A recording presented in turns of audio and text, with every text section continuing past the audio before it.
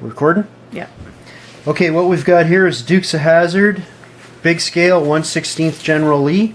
What we're going to do with it is we're going to fill that in, fix it up, so that it looks more like the illustration. We are going to shove the Losi Truggy chassis underneath there, that's over there. That little sucker. Okay, that little bugger is going to fit right underneath there. Once we chop it in half, we're just going to cut it right about there. Take the servo and the front suspension, shove it forward. Everything from about there back is going to go under the rear end of the car. I've already done a whole bunch of work on the car, including sanding the edge to get the shape right. We've filled that in, recut it, glued the hood in, sanded this side. Passenger side was actually fairly good. The driver's side was really bad. Driver's side was rounded big time. So as you can see, it's going to drop right in there. You've got 4 1/4 inches of overall width. This measures from widest point to widest point measures 4 1/2 inches. So you've got 1/8 of an inch clearance. So lots of suspension travel. And that's it in a nutshell. We're going to have an RC 1/16 scale General Lee. Alright, so what we're going to do here is we're going to sand this plane, that plane, just to crisp up that edge right there. We're also going to take these high points off of here, and then I'm going to fill it.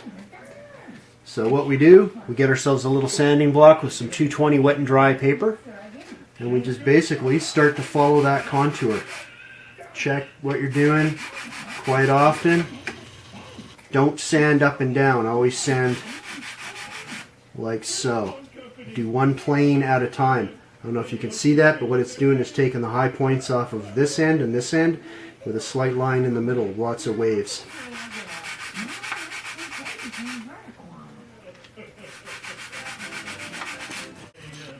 Okay. Alright, so the other side is coming along really well.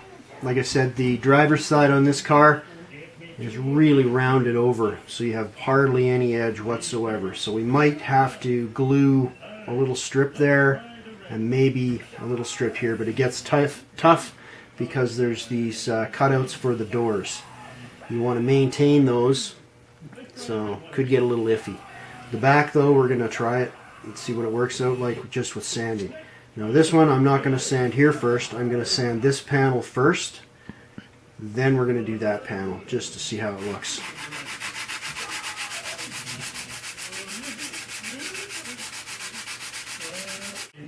Okay, check it quite often, and we've already sanded up, which we don't want to do because there's supposed to be a character line right along here. Now it's so smooth that I've actually sanded that entire panel, which we don't want to do. We want to sand probably here. We're going to try to regain that line if possible. Yeah, this one might be a bit tough. We might have to rebuild this line as well. Okay, so we've got that squared, fairly flat. There's no shiny bits showing except around the wheel opening. I'm not sure if you can see that. Now we're going to just do this.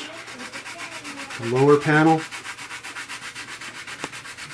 We start at the bottom and work our way towards the rounded bit. Okay, that's coming along. You can see where it's shiny. That's the rounded part. So we will be able to get that edge back without adding any material. Okay, so I've used the Dremel rotary tool. This is what we do. Use this particular, and I think this was like a 60 grit cut and sanding deal. So you just start in the middle and just work your way up and keep going, keep going, keep going. When you get close to your line, make sure you can still see it. You blow off all the excess dust because it'll try to stick there and you won't be able to see what you're doing. It's very important that you don't have it going too fast or too slow. You'll find a sweet spot.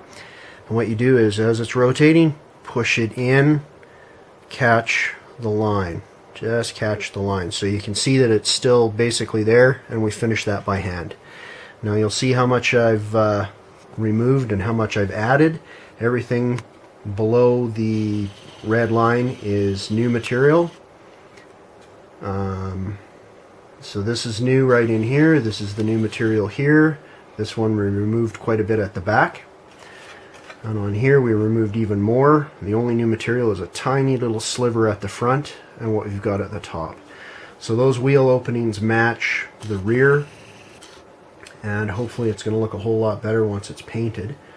What we do now is we just finish sand with some 220, and after this is all primed and everything, then we use some 400, go down to 600, and then I think that's going to be good enough for the paint. As we've sanded back here, we've lost a little bit of the door opening line, and there should be a line right here at the base of the rocker panel where it meets the back of the fender. That line wasn't there at all. What I'll do is I'll just take a razor saw or a really fine triangular little finishing file, and we'll just grind that line in there. It's not easy to do, but it's a short line at the bottom of the car. If it doesn't work, I'll just fill it. Same on this side, right there. Anyway, everything is just about ready to go here. If you look inside, you can see what we've done to support the material we've added. Just that super thin styrene. It's paper thin. Just fold it in, and you can see it's actually coming away there. I need to add some more glue to hold the hood in place. But that's not a big deal. I'll just pin that there, put some glue, bam, in, done. But it's fairly solid everywhere else. I must not have put enough there or any.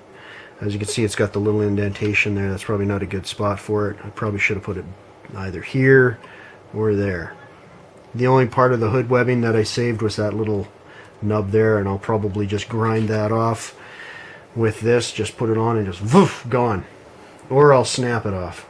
Let's see if we can snap it off. There it goes. Break it off, and it's still got some wet glue on it, so it'll stick to my fingernail.